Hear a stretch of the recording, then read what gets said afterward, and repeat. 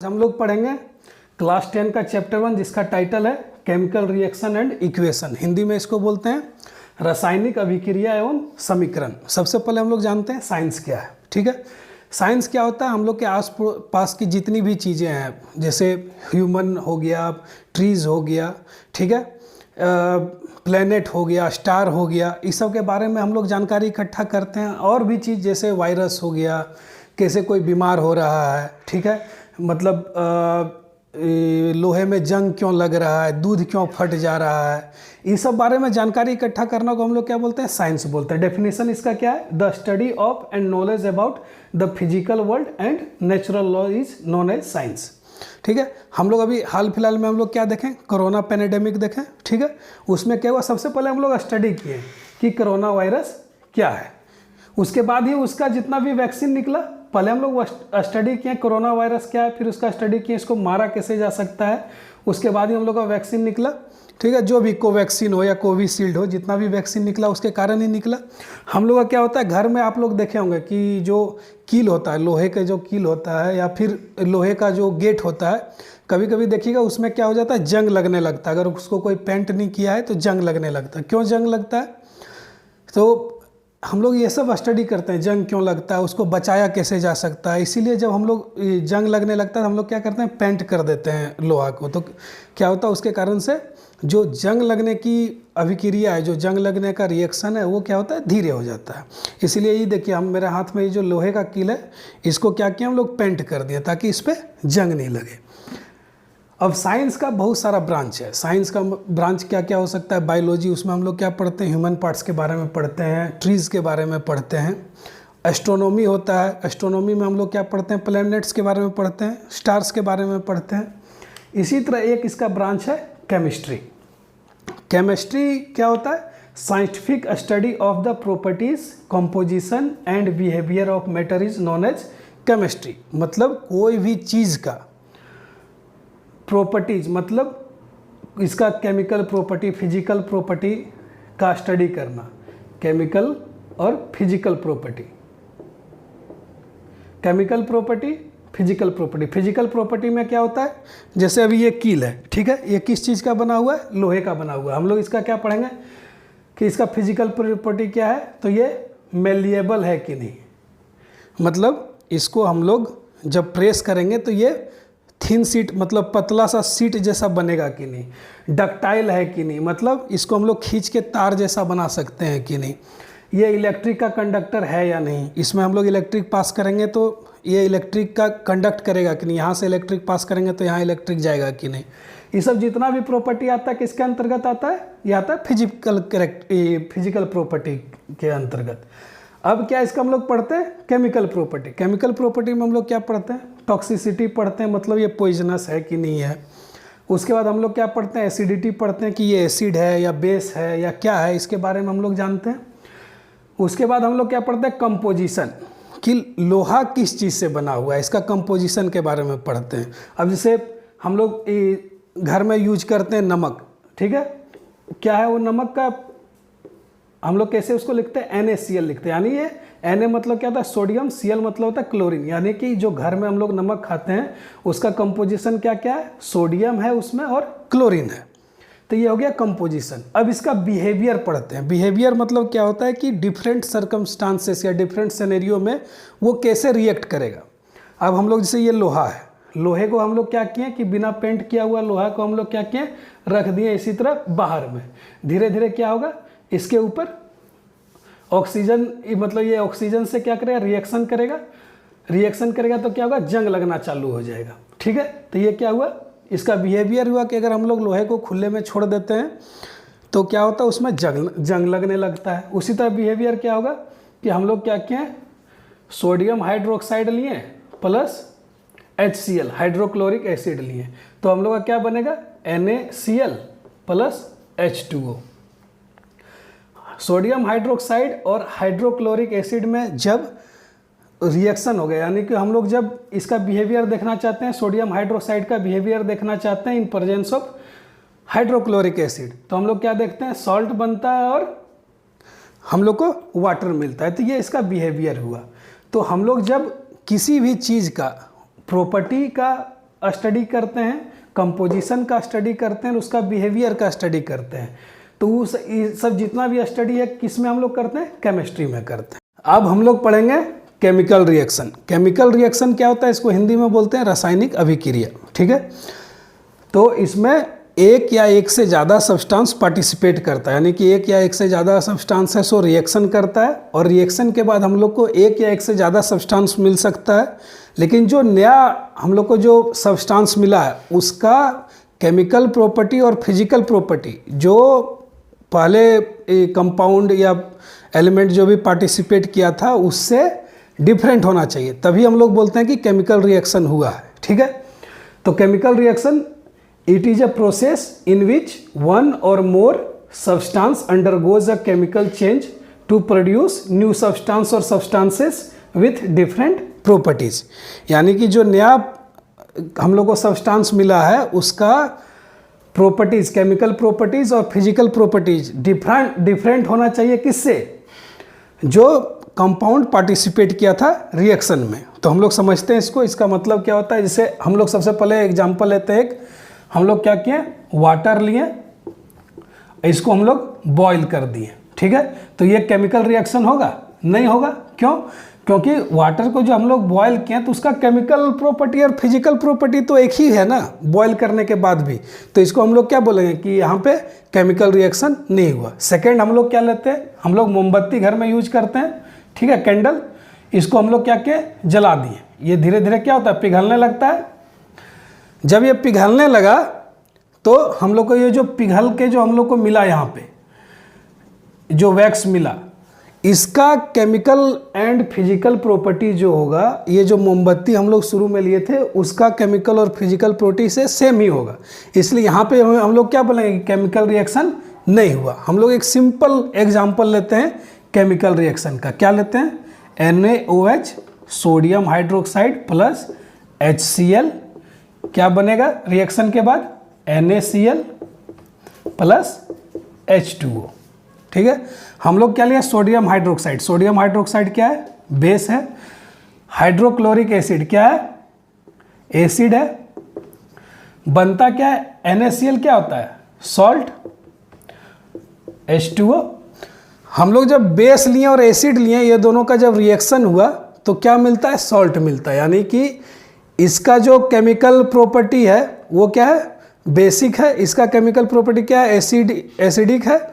हम लोग को जब मिलता है क्या मिलता है? साल्ट मिलता है। यानी कि जो substance NaOH and HCl participate किया था रिएक्शन में, और जो नया सब्सटेंस हम लोग को मिला है NaCl प्लस H2O, उसका प्रॉपर्टी और इसका प्रॉपर्टी डिफरेंट है। तो हम लोग क्या बोलेंगे कि यहाँ पे केमिकल रिएक्शन हुआ है। ठीक है, अब हम लोग के आसपास में बहुत सारा केमिकल रिएक्शन है जो मतलब कि होता रहता है। जैसे हम लोग सबसे पहले एग्जांपल लेते हैं ब्रीथिंग का। हम लोग सांस लेते हैं, ठीक है, जब हम लोग सांस लेते हैं तो हम लोग क्या करते हैं? सांस लेते हैं हम लोग एटमॉस्फेयर से ऑक्सीजन लेते हैं जो हम लोग का लंग्स में जाता है। लंग्स से क्या होता है कि ब्लड है सो वही ऑक्सीजन को लेके जितना भी सेल है वहाँ पे ऑक्सीजन को लेके पहुँचा देता है। अब सेल में क्या होता है? सेल में होता है ग्लूकोज का ब्रेकडाउन। ग्लूकोज का ब्रेकडाउन होता है। कैसे होता है? ग्लूकोज है सो रिएक्शन किससे करेगा? जो ब्लड के थ्रू जो सेल में पहुंचा ऑक्सीजन उससे। ठीक है, ग्लूकोज का फॉर्मूला क्या होता है? C6H12O6। किससे रिएक्शन कर रहा है? ऑक्सीजन से। क्या बनेगा? 6CO2 प्लस 6H2O, और क्या ये रिलीज करेगा? एनर्जी। ठीक है, बैलेंस है कि नहीं हम लोग चेक कर लेते हैं। कार्बन कितना है? 6 है। यहाँ भी कार्बन 6 है। ऑक्सीजन कितना है? 6 + 2 8 है। ऑक्सीजन कितना है? 12 + 6 18 है। ठीक है, तो हम लोग यहाँ पे क्या करते हैं? 18, यहाँ 6 ऑलरेडी है, हम लोग यहाँ पे 6 लिख देते हैं। अब बैलेंस हो गया। ऑक्सीजन भी क्या है? वो 6 यहाँ पे है और 12 यहाँ पे 18 है।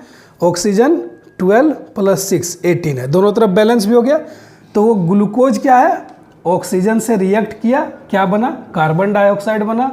वाटर बना और एनर्जी बना। यही एनर्जी हम लोग कोई भी चीज़ को करने में यूज करते हैं। जब हम लोग दौड़ रहे हैं तो एनर्जी लगता है, पढ़ाई करने में एनर्जी लगता है, ठीक है, चलने में एनर्जी लगता है, खाना खाने में एनर्जी लगता है। तो हम लोग को एनर्जी कहाँ से मिलता है? ये एनर्जी मिलता है जब ग्लूकोज ऑक्सीजन से रिएक्शन करता है तो एनर्जी रिलीज होता है, ठीक है। अब ये कार्बन डाइऑक्साइड क्या होता है? फिर ये कार्बन डाइऑक्साइड कहाँ पे आता है? लंग्स में आता है, और लंग्स से भी क्या होता है? इसको हम लोग फिर सांस के द्वारा क्या करते हैं? बाहर निकाल देते हैं। तो ये हो गया ब्रीदिंग का। अब क्या है? रस्टिंग में क्या होता है? हम लोग क्या होता है, घर के आस पड़ोस बहुत सारा देखते हैं, लोहा ये सब पड़ा हुआ रहता है, उस पर ऊपर देखना वो रेडिश ब्राउन करके जम जाता है एक परत। वो क्या होता है? जो आयरन रहता है, लोहा जो रहता है, वो किससे रिएक्शन करता है? ऑक्सीजन से, ठीक है। किसके? उसमें ऑक्सीजन से रिएक्ट करने के लिए वहाँ पे प्रेजेंस किसका होना चाहिए? वाटर का। वाटर किस फॉर्म में प्रेजेंट रहता है एटमॉस्फेयर में? मॉइस्चर के फॉर्म में प्रेजेंट रहता है। तो ये क्या करता है? आयरन जब ऑक्सीजन से रिएक्शन करता है इन प्रेजेंस ऑफ मॉइस्चर तो क्या हो जाता है? रस्ट लग जाता है आयरन पे। तो ये क्या हो गया? रस्टिंग हम लोग देखते हैं अपने आस पड़ोस में, जंग लगता रहता है, लोहा का गेट में लग गया, कील में लग गया, या लोहा का जो भी चीज़ है उसमें जंग लगता रहता है। किस कारण से लगता है? जब लोहा है सो ऑक्सीजन से रिएक्ट करता है इन प्रेजेंस ऑफ मॉइस्चर या वाटर, तो रस्टिंग होता है। ब्रीदिंग में हम लोग क्या करते हैं? ग्लूकोज है सो सेल में क्या होता है? ग्लूकोज का ब्रेकडाउन होता है इन प्रेजेंस ऑफ ऑक्सीजन, तो क्या बनता है? कार्बन डाइऑक्साइड बनता है, वाटर बनता है और एनर्जी बनता है। एनर्जी हम लोग डेली एक्टिविटी में यूज करते हैं। कार्बन डाइऑक्साइड को फिर से सांस के द्वारा हम लोग एटमॉस्फेयर में निकाल देते हैं, ठीक है। तो ये सब एग्जाम्पल है हम लोग के आस पड़ोस में जितना भी चीज़ होता रहता है।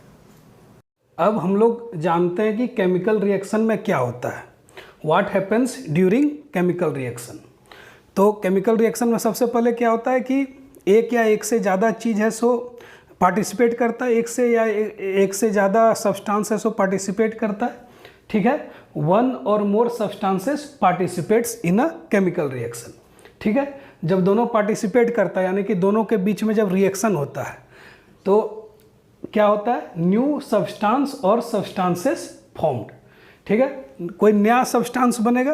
कोई भी दो सब्सटेंस हम लोग लिए, या तो एक ही सब्सटेंस लिए, वो ब्रेक डाउन होगा तो हो सकता है एक कोई नया सब्सटेंस मिले या एक से ज़्यादा मिले, या तो हो सकता है कि हम लोग दो सब्सटेंस लिए, दोनों के बीच में रिएक्शन हुआ तो केमिकल चेंज के बाद क्या होगा?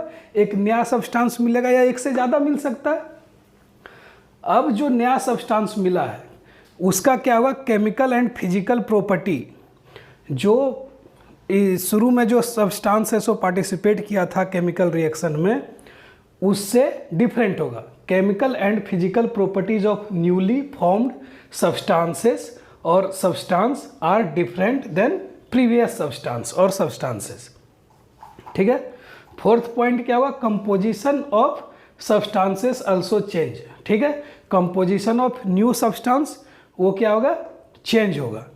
जो पहले जो मैंने कि सब्सटेंस है सो पार्टिसिपेट किया था, जो सबसे पहले हम लोग जो चीज़ लिए थे केमिकल रिएक्शन में, ठीक है, और जो चीज़ बाद में बना, वो दोनों का कंपोजिशन क्या होगा? डिफरेंट होगा। इसका कंपोजिशन अलग होगा, इसका कंपोजिशन अलग होगा, ठीक है। Chemical reactions are mostly irreversible. कुछ कुछ केमिकल रिएक्शन है जो रिवर्सिबल है, और ज़्यादातर जो केमिकल रिएक्शन होता है वो क्या होता है? इरिवर्सिबल होता है, ठीक है। अब हम लोग एग्जाम्पल से समझते हैं कि ये क्या है, ठीक है। सबसे पहले हम लोग क्या करते हैं, कुछ एग्जाम्पल लेते हैं जो मतलब कि केमिकल चेंज होगा या नहीं होगा वो समझेंगे। हम लोग क्या किया? सबसे पहले लिए NaCl, इसमें हम लोग क्या मिलाएं? वाटर, ठीक है। क्या बनेगा? NaCl ही बनेगा। इसका फॉर्म क्या हो जाएगा? एक्वस। यहाँ हम लोग क्या किए? NaCl लिए। घर वाला है जो नमक होता है सॉल्ट, उसका फॉर्मूला क्या होता है? NaCl। हम लोग घर वाला सॉल्ट लिए, उसमें हल्का सा पानी मिला दिए, ठीक है। पानी मिलाने के बाद हल्का सा घुमा दिए, नहीं भी घुमाएंगे तो वो सोल्यूबल होता है वाटर में, इजीली वो मतलब कि घुल जाएगा पानी में। जब हम लोग नमक लिए उसमें पानी मिलाएं तो NaCl ही बनेगा, वो एक्वस फॉर्म हो जाएगा। वो क्या हो जाएगा? हम लोग पानी में उसको घोल दिए, यहाँ पे केमिकल रिएक्शन हुआ या नहीं हुआ? केमिकल रिएक्शन नहीं हुआ, क्यों नहीं हुआ? इसका कंपोजिशन क्या है? NaCl। यहाँ पे भी कंपोजिशन क्या है? NaCl। सिर्फ क्या हुआ, यहाँ पे हो सकता है ये सॉलिड में था और यहाँ पे एक्वस फॉर्म है, ठीक है, यहाँ पे एक्वस फॉर्म है यानी कि लिक्विड फॉर्म में है। तो इसका क्या हुआ, सिर्फ स्टेट चेंज हुआ, जो सॉलिड स्टेट था वो हम लोग लिक्विड स्टेट में कर दिए, लेकिन ये नहीं हो गया कि इसका कंपोजिशन चेंज हो गया। तो इसको हम लोग क्या बोलेंगे? कोई पूछेगा कि हम लोग नमक को पानी में घोल दिए तो केमिकल रिएक्शन होता है कि नहीं होता है? केमिकल रिएक्शन नहीं होता।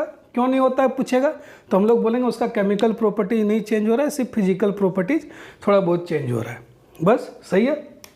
अब हम लोग क्या करते हैं कि हम लोग एक एग्जाम्पल लेते हैं, C+O2 CO2, ठीक है। Carbon in presence of oxygen क्या किया, कार्बन को बर्न किया। हम लोग कोई भी जब फ्यूल है सो जलाते हैं, जैसे घर में LPG हम लोग यूज करते हैं। LPG क्या है? गैस है। सिलेंडर में LPG क्या रहता है? सिलेंडर में रहता है। वो हम लोग जब ऑन किए बर्नर, वो गैसियस फॉर्म में बाहर निकलता है। वहाँ पे हम लोग ये लाइटर से या माचिस से किसी भी चीज़ से जलाते हैं तो क्या होता है, जो फ्यूल में प्रेजेंट है कार्बन, वो ऑक्सीजन से रिएक्ट करता है और क्या बनाता है? कार्बन डाइऑक्साइड बनाता है, कभी वाटर बनाता है, एनर्जी रिलीज करता है। हम लोग सिर्फ ध्यान देते हैं कार्बन पे और ऑक्सीजन पे। अब यहाँ कंपोजिशन क्या था? कार्बन का सिर्फ यहाँ पे क्या था? कार्बन एटम सिर्फ यहाँ पे था। ऑक्सीजन में सिर्फ ऑक्सीजन एटम था। इसका कंपोजिशन देखते हैं कार्बन डाइऑक्साइड का, तो इसमें क्या है? कार्बन भी है, ऑक्सीजन भी है। तो क्या हुआ? कंपोजिशन चेंज हो गया, ठीक है। जो केमिकल एंड फिजिकल प्रॉपर्टी रहेगा, केमिकल एंड फिजिकल प्रॉपर्टी जो रहेगा कार्बन डाइऑक्साइड का, वो डिफरेंट होगा कार्बन से और ऑक्सीजन से, ठीक है। और हम लोग क्या है कि जब कोई भी फ्यूल को हम लोग जला दिए, जैसे क्या किए, हम लोग लकड़ी जलाएं या फिर ये गैस जलाएं या पेट्रोल जलाएं, किरासन तेल को जलाएं, कोई भी फ्यूल को हम लोग जब जलाएं, कोयला को जलाएं, तो कोई भी चीज़ को अगर हम कोयला को जला दिए तो फिर से कोयला हम उससे बना सकते हैं। जो राख, कोयला जलाने के बाद जो राख मिला उससे हम लोग फिर से कोयला बना सकते हैं? नहीं बना सकते। तो इसीलिए हम लोग क्या बोलते हैं कि ये क्या है? इरिवर्सिबल केमिकल रिएक्शन है। हम यहाँ पे ये क्यों लिखे? Chemical reactions are mostly, not always, mostly, most of the time, ज़्यादातर होता है कि ये इरिवर्सिबल होता है नेचर में। मतलब एक बार अगर केमिकल रिएक्शन हो गया, दो हम लोग क्या किए, मतलब दो सब्सटेंस या एक सब्सटेंस लिए, केमिकल चेंज हुआ, नया सब्सटेंस फॉर्म हो गया। अब उस नया सब्सटेंस को हम लोग कुछ भी कर लें तो वो फिर से वो पुराना वाला सब्सटेंस नहीं बन सकता है। यानी कि जैसे हम लोग क्या किए, ये कोयला लिए, कोयला को हम लोग जला दिए, अब कोयला से क्या हुआ? राख बन गया। ये राख को हम लोग कुछ भी कर ले लेकिन ये फिर से ये कोयला नहीं बन सकता है। इसीलिए इसको क्या बोलते हैं? Irreversible reaction. मतलब ये रिवर्स नहीं हो सकता, इसको फिर से हम लोग उल्टा नहीं कर सकते, ठीक है। इसी तरह एक और एग्जांपल लेते हैं।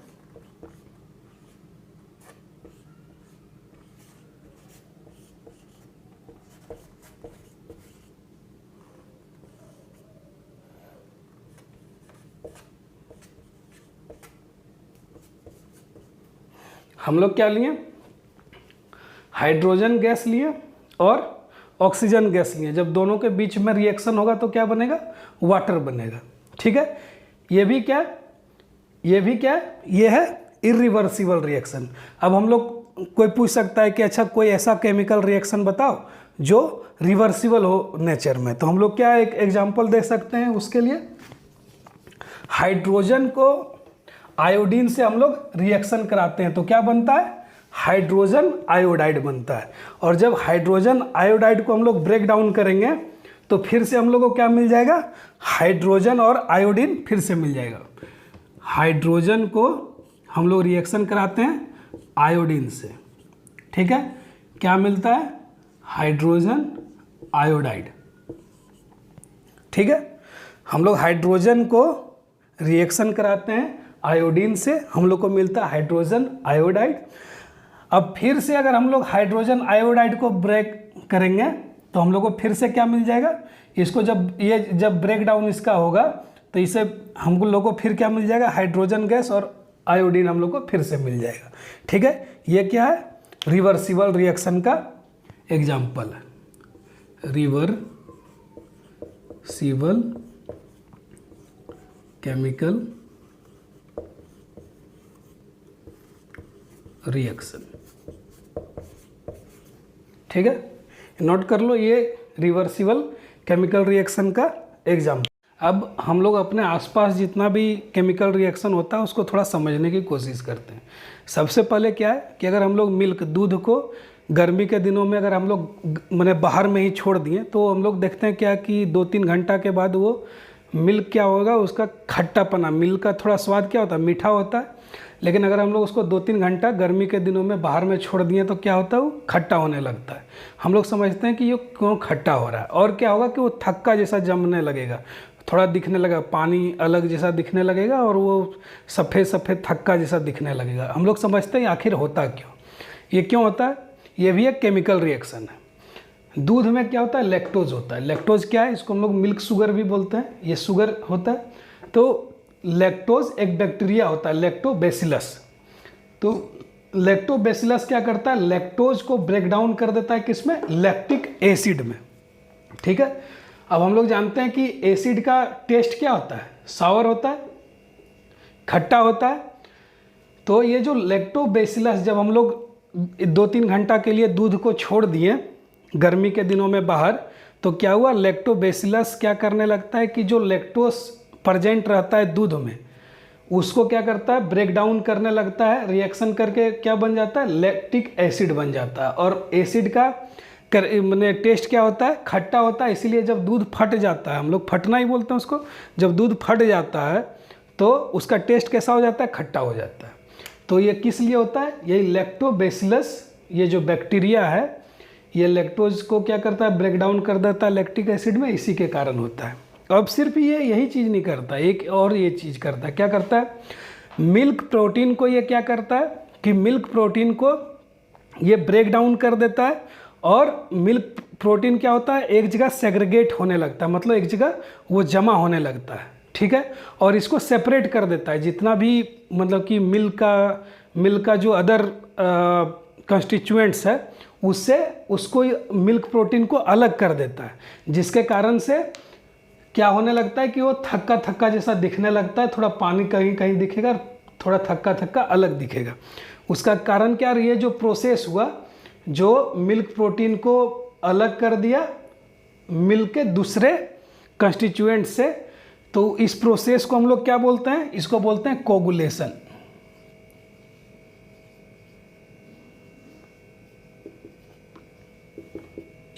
अब हम लोग डेफिनेशन देखते हैं कोगुलेशन का क्या होता है।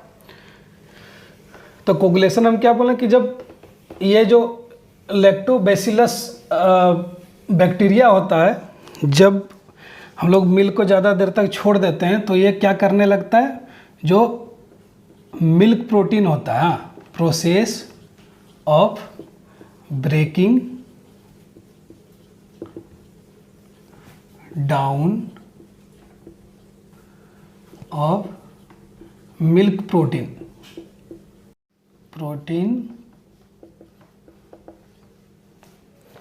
and separation from other constituents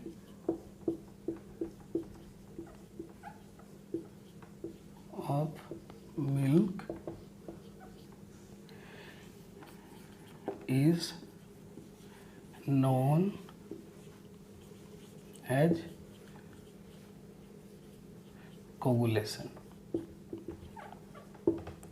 ठीक है, किसका डेफिनेशन हुआ, कोगुलेशन का।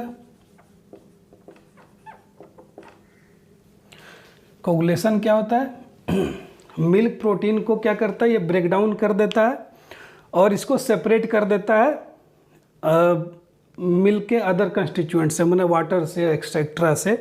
तो क्या होता है, वो थक्का थक्का जैसा दिखने लगता है। और जो लैक्टोज को लैक्टिक एसिड में ब्रेक डाउन करता है, लैक्टोबैसिलस बैक्टीरिया, उसके कारण से क्या होता है, स्वाद खट्टा हो जाता है। हम लोग दूसरा क्या देखते हैं, digestion of food. Digestion of food is also a chemical reaction. कैसे है हम लोग समझते हैं। देखो हम लोग जब मतलब कि खाना हम लोग खाएं, सबसे पहले हम लोग क्या करते हैं, मुंह में चबाते हैं। तो जो खाना है उसको सबसे पहले हम लोग तो मुंह में ही उसको छोटा छोटा कर देते हैं, ठीक है। उसके बाद वही खाना जाता है हम लोग के पेट में। अब क्या होता है, मुंह में भी होता है कि बहुत सारा एंजाइम और एसिड है, सो हम लोग के मुंह में भी है, पेट में भी है। वो सब क्या करता है, हम लोग को खाना को पचाने में मदद करता है। अब क्या है कि खाना में क्या रहता है, कार्बोहाइड्रेट रहता है, प्रोटीन रहता है, फैट रहता है। यानी कि ये जो एंजाइम और एसिड्स है वो सब क्या करता है, कार्बोहाइड्रेट, प्रोटीन, फैट, ये सब को क्या करता है, ब्रेक डाउन करता है ताकि और वो माइक्रो हो जाए। तो माइक्रो होगा तो क्या होगा, हम लोग का जो मतलब कि सेल है शरीर में, वो न्यूट्रिएंट्स को एब्जॉर्ब कर सकेगा। जितना माइक्रो होगा उतना ज़्यादा वो एब्जॉर्ब कर सकेगा। तो यही है डाइजेशन ऑफ फूड। अब ये डाइजेशन ऑफ फूड होता है, किससे रिएक्ट करता है, एंजाइम से और एसिड से। और जब उसका न्यूट्रिएंट्स निकल गया तो क्या होता है, वहाँ पे कैरेक्टरिस्टिक चेंज हो रहा है, मतलब प्रॉपर्टी चेंज हो रहा है खाना का। इसलिए हम लोग बोलते हैं digestion of food is also example of chemical reaction. Enzymes and acids helps to digest food. Enzyme और एसिड जो हम लोग का पेट में, मुंह में मतलब कि मौजूद है, वो क्या करता है, हम लोग को खाना पचाने में मदद करता है।